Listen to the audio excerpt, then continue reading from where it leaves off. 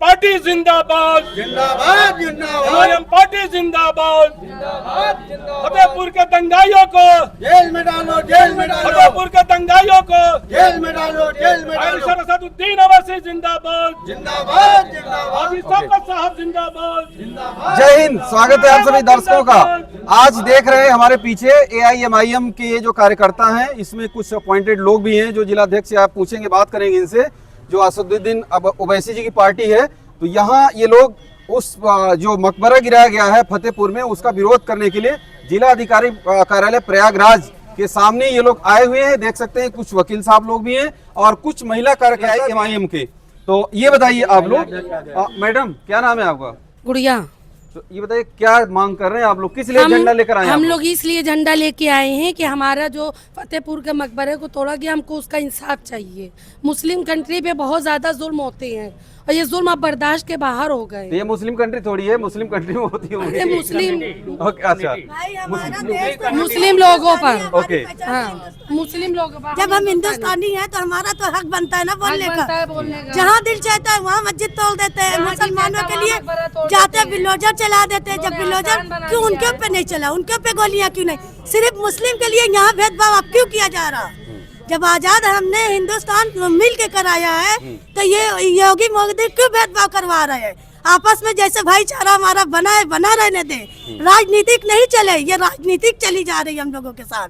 राजनीतिक चलना छोड़ देंगे। अब मुसलमानों के साथ भी उनका हक है, उनका हक इंसाफ चाहिए।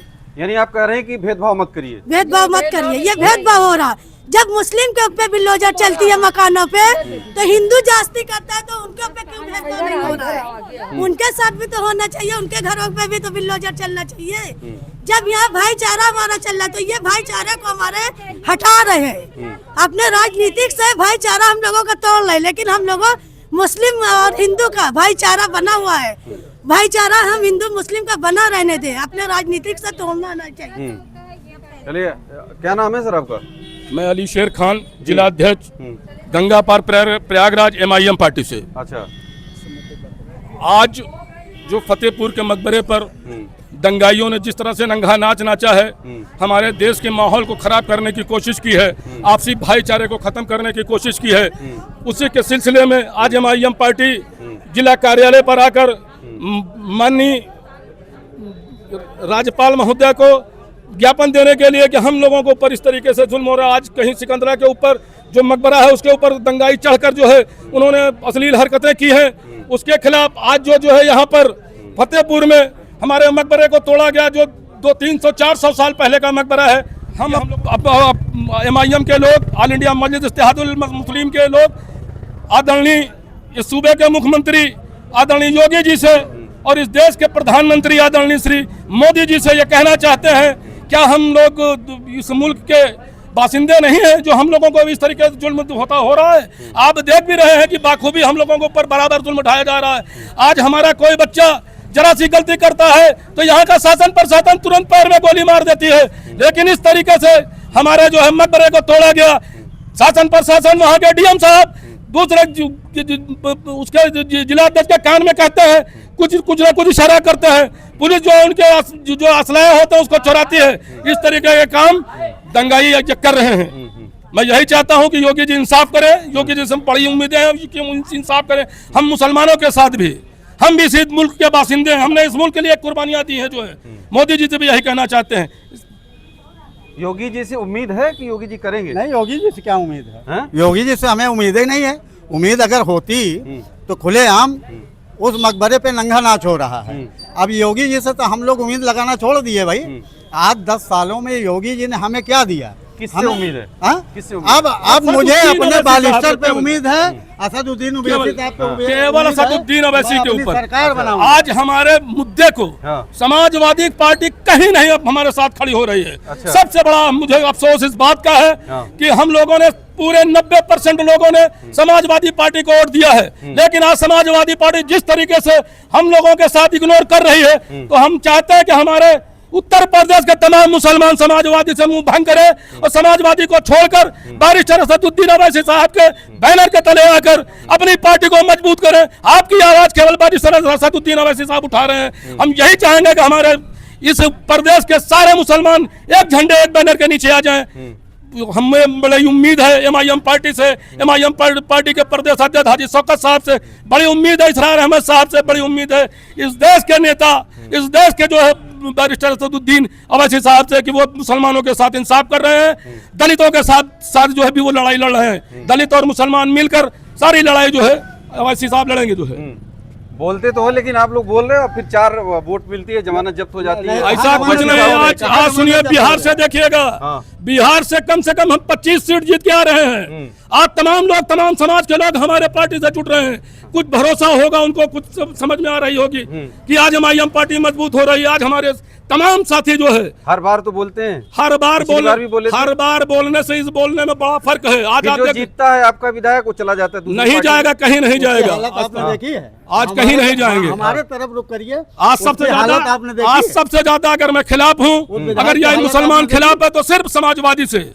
समाजवादी ने हम लोगों के साथ घोर निंदा की है। क्यों कांग्रेस पार्टी साथ दे रही है आपको? कोई भी हमारा साथ नहीं दे रही, हमें साथ कोई भी नहीं, न चंद्रशेखर रावण न कोई। हमारी पार्टी, हमारी अगर कोई आवाज उठा रहा, सिर्फ बैरिस्टर असदुद्दीन अवैसी साहब, सिर्फ अवैसी साहब बोल रहे हैं, बस सिर्फ ओवैसी साहब साथ दे रहे हैं। सिर्फ ओवैसी साहब मेरी पूरे हिंदुस्तान में। नगीनस के सांसद जो हैं और चंद्रशेखर रावण जी वो कुछ नहीं बोल रहे? ये हमने अपने बल पे उनको सांसद बना दिया है। अच्छा, हाँ, ये तो हमने अपने बल पे उनको सांसद बनाया है। अच्छा, ये मुसलमानों की देन है कि आदरणीय चंद्रशेखर रावण जी जो है सांसद हो गए हैं। मुसलमानों ने तो सांसद ऐसे ऐसे लोगों को बनाया कि आप उसकी कल्पना नहीं कर सकते।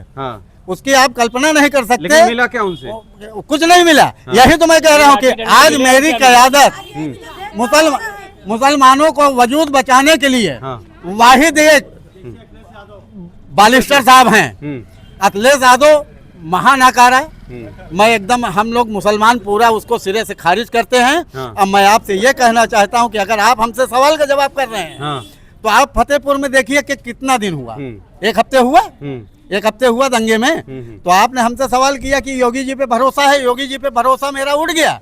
जब योगी जी मुसलमानों पे गोली मरवा देते हैं, पैर में गोली मरवा देते हैं, मैं योगी जी पे क्या भरोसा रखूं कि मुझे सुरक्षित रखेंगे इस देश में? योगी जी तो बोलते हैं कि हम तो अगर पानी देना, बिजली देना, रोड देना, सबके लिए देना। पानी बोलने और करने में मैं भी कह रहा हूँ, मैं कह रहा हूँ योगी जी ने पानी, बिजली, सड़क अच्छी बनवाई, हाँ, मैं उसकी मजम्मत करता हूँ। मगर जो सौतेला व्यवहार कर रहे हैं इस पे क्या नजरिया, मैं आपसे पूछता हूँ, आपसे सवाल मैं करता हूँ, इस पे क्या नजरिया? और लोगों से क्या नाम है सर आपका? गौतम साहब से पूछिए। अच्छा, गौतम साहब बताइए। गौतम साहब क्या नाम है आपका? सर, ये फतेहपुर के प्रकरण में क्या पद मिला है एआईएमआईएम में? कमलेश कुमार गौतम, विधानसभा अध्यक्ष हड़िया के। जी सर, क्या कहना चाहते हैं इस मुद्दे पर? सर, ये फतेहपुर का प्रकरण है, मैं घोर निंदा करता हूँ। चूँकि भारतीय जनता पार्टी ने वर्तमान में हिंदू मुस्लिम का जो भाईचारा बना हुआ है वो भाईचारा में नफरत पैदा करना चाहती है। मैं प्रदेश सरकार और केंद्र सरकार से मैं अनुरोध करता हूं कि पुलिस फोर्स की मौजूदगी में समाजवादी पार्टी का नेता पप्पू सिंह चौहान और बजरंग दल के कार्यकर्ताओं ने पुलिस की भारी भीड़ के मौजूदगी में उस मकबरे पर पहुंचकर ध्वस्तीकरण किया गया, उस पर उपद्रव किया गया, तोड़फोड़ किया गया। ये चाहता हूं भी तो गया दोबारा। सर, किसी का जो है सरेआम बाजार में बेइज्जत कर दिया जाए, अब बेइज्जत करने के बाद उसको कहा कि गली में जो है मैं माफी मांग लूं, क्या वो बराबर हो जाएगा? यानी माफी काबिल नहीं है। मैं ये चाहता हूं कि जो भी उसमें दोषी हैं वीडियो कॉन्फ्रेंसिंग के माध्यम से उनकी पहचान करके उनके ऊपर सख्त से सख्त कार्रवाई की जाए। और हिंदू मुस्लिम के बीच में जो भाईचारा बना है, यह भारत देश लोकतंत्र और संविधान से चलेगा। इस भारत देश में हिंदू मुस्लिम सिख ईसाई बौद्ध धर्म सभी को अपने अपने धर्म में रहने का, पालन करने का उनका नैतिक अधिकार है। नेताजी ये बताइए, सबसे अच्छा इस देश में कौन ऐसा नेता है जो संविधान का पालन कर सकता है? बैरिस्टर असदुद्दीन अवैसी साहब। इनके अलावा कोई नहीं? कोई नहीं, मेरी समझ से कोई नहीं। इस वक्त जो संविधान की रक्षा के लिए संविधान पर बोल रहे हैं, संविधान के रास्ते पे चल रहे हैं, बैरिस्टर असदुद्दीन अवैसी साहब। अगर संविधान की हम लोग फॉलो नहीं करते, हमारी बाबरी मस्जिद गिराई गई, हम चुप थे, क्योंकि न्यायपालिका ने यह फैसला किया था और हम उस पर कहीं धरना प्रदर्शन नहीं करे, हमने कहीं तोड़ फोड़ नहीं किया। इस मुल्क में सबसे ज्यादा इस मुल्क के वफादार हम हैं। हमारे बाद कोई इस मुल्क का वफादार होगा, सबसे पहले हम इस मुल्क के वफादार। 2027 में क्या सीटें आएंगी कुछ AIMIM की? उत्तर प्रदेश बिल्कुल में? आएंगी, बिल्कुल आएंगी। बिहार का चुनाव हो जाने दीजिए, इंशाअल्लाह ताला यहाँ पर भी जो है तमाम लोगों के सहारे है। हाँ। तमाम पूरे उत्तर प्रदेश में, चाहे वो दलित हो, शोषित दलित, मुस्लिम को साथ लेकर चलने वाले, का नाम बैरिस्टर असदुद्दीन अवैसी साहब है। उत्तर प्रदेश में शौकत साहब हैं, पूर्वांचल में इसरार अहमद साहब हैं। तो आप ये हमने तमाम बातें सुनाई आप सभी को, आप सभी कमेंट करके बताइएगा कि क्या जो सही ये लोग कह रहे हैं वो सही है। ठीक है, आप सभी का बहुत बहुत धन्यवाद। जय हिंद।